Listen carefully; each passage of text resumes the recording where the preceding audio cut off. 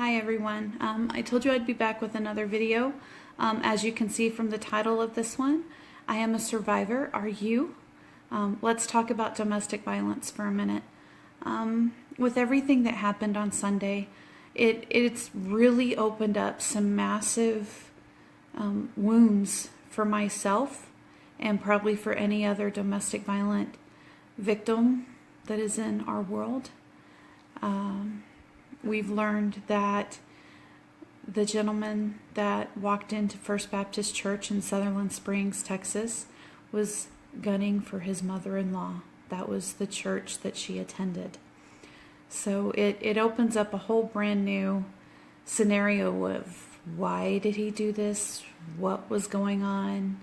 And we can hear what every single media outlet is going to tell us about this. They may spin it in their own different ways. Politics is going to become a huge, massive play in this, and people are going to use this for their own avenues of what they feel we should all do as Americans, as human beings, in order to protect ourselves.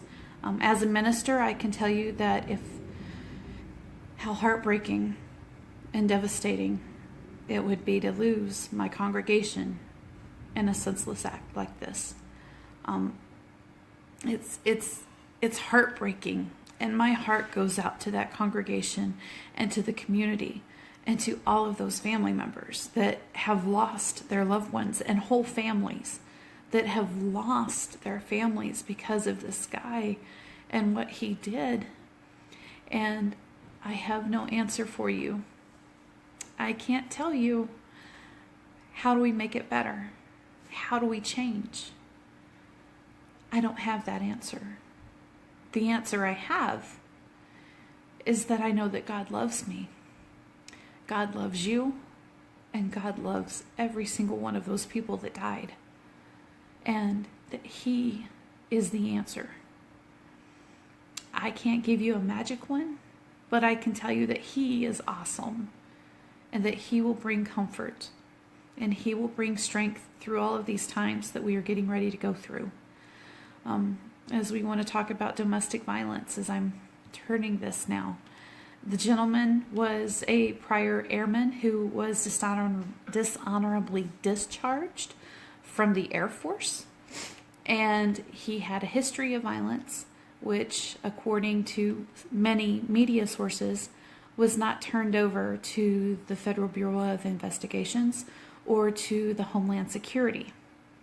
Now, as a military spouse, I can tell you that from what I've been educated in some of the leadership positions that I'm in, is that he should have never been allowed to purchase a firearm.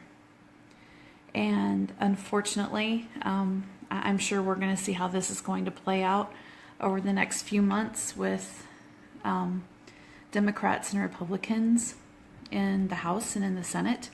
And we're going to see how the media plays this out as well. I can honestly tell you that I'm not against weapons, but I'm not for weapons. I believe that if you need them to protect yourself, then that's between you and God. I don't believe that we should use them to cause senseless acts like what this gentleman did. And I believe that what he did was wrong. And as a survivor of domestic violence, I can tell you that I am really glad that his wife and child or stepchild got away from him and that they were safe. I say that because I am a survivor of a very abusive first marriage, and by the grace of God, I have a wonderful mate and partner now whom is everything to me, and I know would never do any of that to me. But I know what she was feeling. I know what other military spouses are feeling when they're with someone and they love someone, and that person turns around and looks at them and says, "You're ugly. I don't love you. I'm cheating on you. I don't want to be with you." I know how that person feels. It makes you feel like crap. plain and simple, because you don't think that you're worth anything. You don't think you can do anything right. And what do you do? What do you do if you're stuck in that situation? Now, many people would say, leave. I've told people, you need to get out of this situation. Let me help you enable yourself to leave. Now, here's the thing.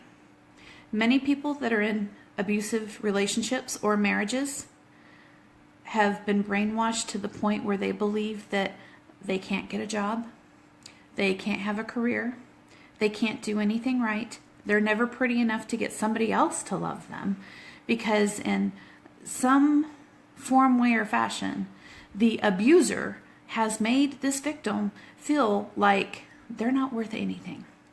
And been there, done that. It sucks. Plain and simple. It sucks. And what do we do as a society? How do we help these spouses and family members deal with an abuser? The military offers many different programs that are available to them through advocacy programs.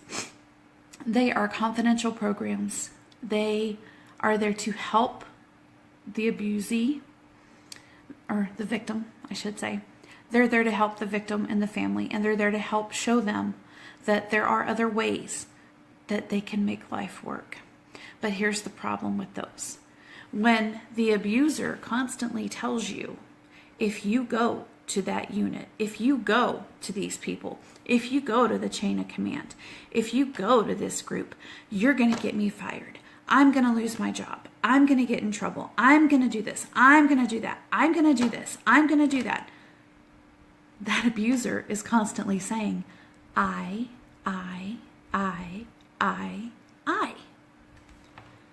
As a victim, you're sitting there and you're like, oh my God, I love this person. I don't want to see this happen to them. I can't do this. And it creates the fear and the anxiety and the added stress of, if I do this, what's going to happen to my children?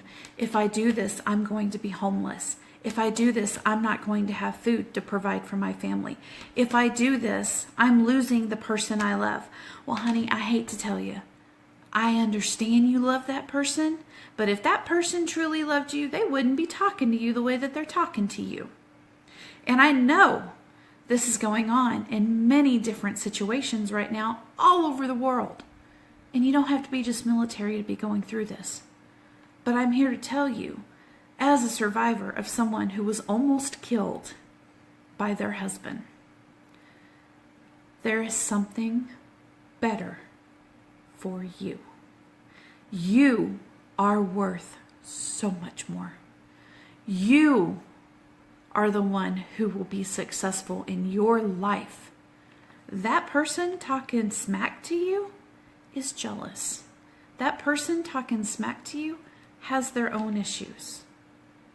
Walk away. Start fresh. Go to those victims advocacy programs. If you aren't being treated fairly, go to that chain of command.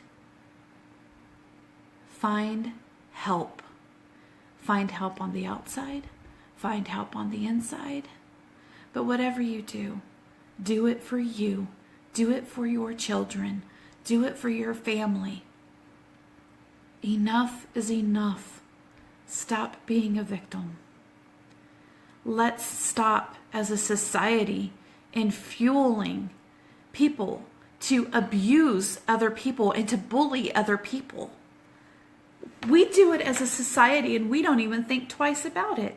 We talk about somebody's clothes and we don't like their clothes because it's not what we would wear. People talk about me all the time because of my hairstyle. You know what? At least I know if they're talking about me, somebody's name isn't coming out of their mouth and it's giving them a rest. So if you want to talk about me, you're welcome to. You know that I love you and I forgive you. But if we don't help change as a society, what good are we? We have to come together as one. We have to come together as united. And it's not easy because we have so much hate and violence in this world. But we have to set aside all of those differences to help us all be successful in our lives. I wish I could give you a magic cure. I wish I could give you a magic word. But domestic violence is real. Violence in the church is now, unfortunately, more real than it's ever been in the world. And it's very sad. And it breaks my heart. But if I can help with my story and sharing my story and help somebody, then please, by all means, send them to my website. Have them message me. Have them call me. If there's something I can do to help somebody so that they don't have to go through what we've just gone through this weekend. Because it's not just this community. This is going to be huge. We have to work together to help heal. That's all I can say about that today, is thinking about this for 2 days and feeling led that I needed to come on here and do a live stream about this was really important to me today. And to share that domestic violence isn't the answer. If you feel you have an anger problem, and if you feel like you are going to do harm to somebody else, check yourself into the hospital. Stop yourself before you ruin your life and the lives of so many others. Reach out for help. There is help within your community that is there for you to help you before you do something like this. And if you feel that you are in a dangerous relationship, get out. Get out now while you still can. I love you. I pray for you all every day. Thanks for your support. Have a great week.